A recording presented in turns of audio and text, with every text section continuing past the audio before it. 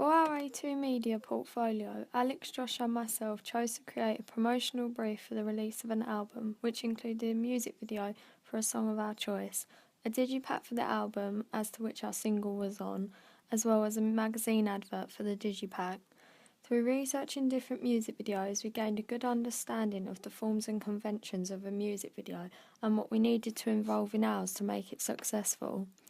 The genre we chose for our song and therefore our music video was indie rock, as our particular song we had in mind fit this genre. Our chosen song was What You Know by Two Door Cinema Club. This song was amongst our 5 top choices of music videos we wanted to do. However, after listening to each song over and over, we realised that this song was the one for our team and we could imagine making a better video to it. And we all enjoyed listening to it and came up with better ideas for the song to keep the audience constantly engaged. Choosing the location for our video was one of the first things we had to think about before we could decide exactly what to do in our music video, as we had to know the space we could work with, the lighting, if there was a stage, etc.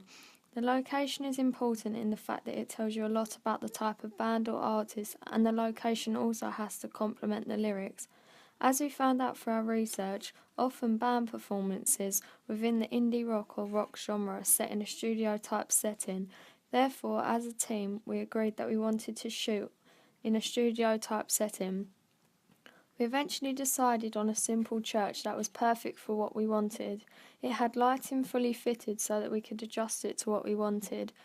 As well as the lighting that we could mess around with, it had a stage for the band to perform on, with enough space that we could spread them out in order to see the instruments and give them their own focus of their own. With the church we used, the stage wasn't huge, that there was loads of spare space, which would have happened and wouldn't have worked if we had used a large arena or large empty hall like bands such as Coldplay, The Muse and Foo Fighters do, as their songs have enough dynamics to fill the large space out, whereas our song did not. We then began by looking at other music videos within our chosen genre of indie rock, and through our research of music videos for indie rock bands and artists, we became more aware of the significance of band performances, with bands such as Two Door Cinema Club, Arctic Monkeys and the 1975, as well as solo artists such as Ed Sheeran and Ben Howard, all use band performance within their videos. We took this on board and made our whole video band performance and made sure the performance from not only the lead singer but the whole band was of high standard.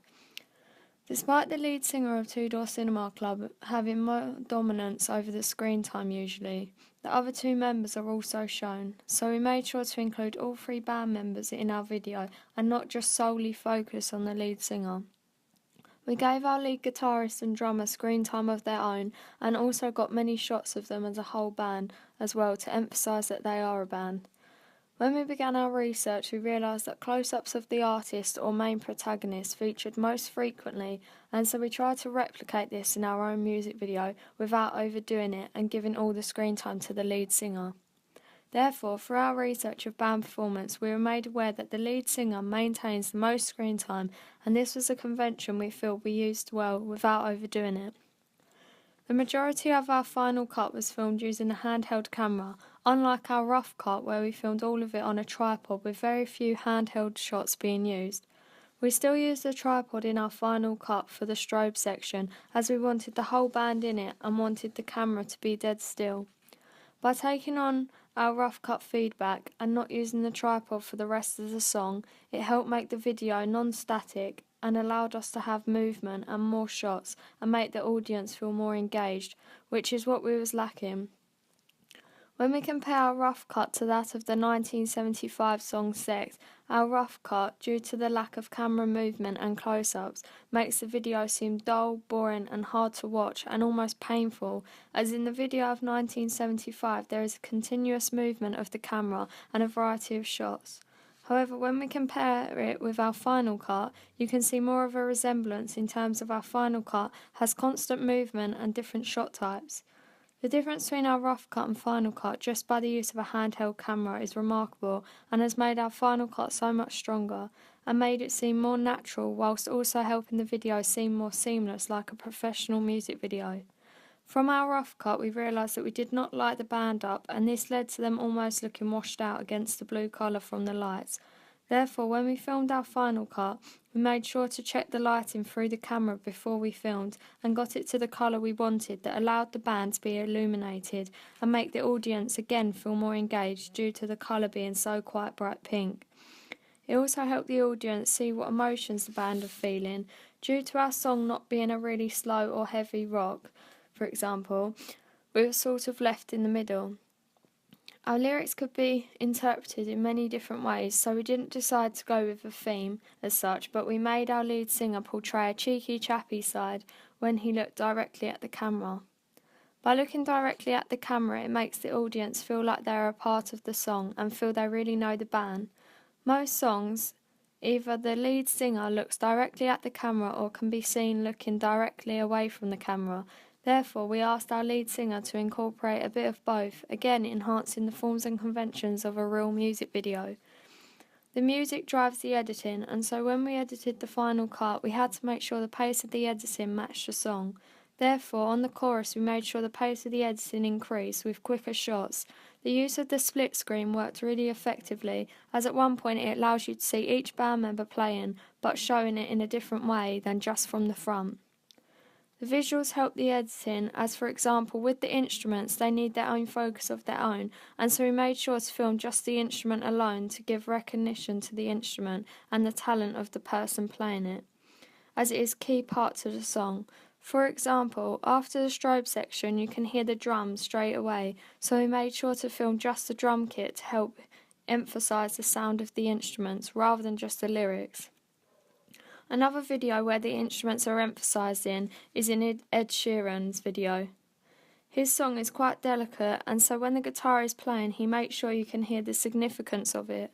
We felt after the final cut that our editing had improved, and we used the forms and conventions of editing to a high standard.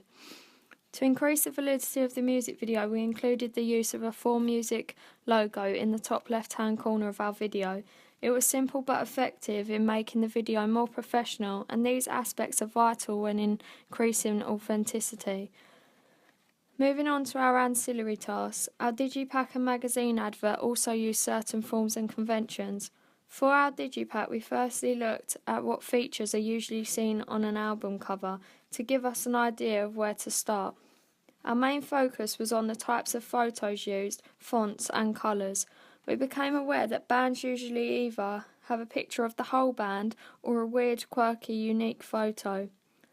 Album covers consistently have a list of songs from the album on the back, and we were also made aware of the importance of ensuring the same colours was carried out across all sections of the Digipack. We made sure to use this convention on our own Digipack. From looking at album covers, especially those of Two Door Cinema Club, as that is whose song we was using, we realised that we didn't have to have the band as our main image, which we found out when researching album covers. Two Door Cinema Club usually made quite unique and different photos for their album front cover. We liked the idea of this and edited together the image of the trees, with Two Door Cinema Club written across the front. We took the beigey colour from the trees and used it as our back colour and the inside colour of the back of the band image. We wanted to continue the unique look, so edited the band in a weird way so that it would be memorable. With our CD, we maintained the house style from the front and used the same image as our front cover and swapped the text colour to a white. When it came to our magazine advert, we noted that usually the advert drew heavily from the album cover. However, this isn't the case all the time. For example, with Mumford & Sons, we found that they used a different image altogether from their album to their magazine advert, what with their album cover being a photo of all four of them in a window shop, and their advert image being an image of each of them in 4 sections with an instrument. We noted that usually the advert image is just simply an enlarged image of the album cover image. However, we did not want to use our image of the trees as we thought it would not work, and so then we looked at what else is usually on the advert, and more often than not an image of the band or artist was shown. So we decided to choose the inside image for our album of the band with the same black and white colours from the album cover. Although this is different to most magazine adverts, as they usually use the same image as the album, we decided to challenge this and use the inside image. We got great praise from it, and our audience said they could see the house style continued through, and that our magazine advert worked really well. There is a strong link, we feel, because it is not a completely new image like Mumford & Sons use.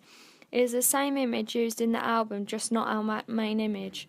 However, we made sure that the same colours were used to help create this link. We also added star rating, increasing the authenticity of our advert, and we changed the colour of the stars to a pink we picked out from the 4Music logo in our video to again add some link between all three pieces of our work. By adding the Facebook, Instagram and Twitter logos, a sense of realism is created, and therefore the advert looks like one which could be seen in amongst other music adverts. So therefore, our ancillary tasks and music video both use, develop as well as challenge the forms and conventions of real media products.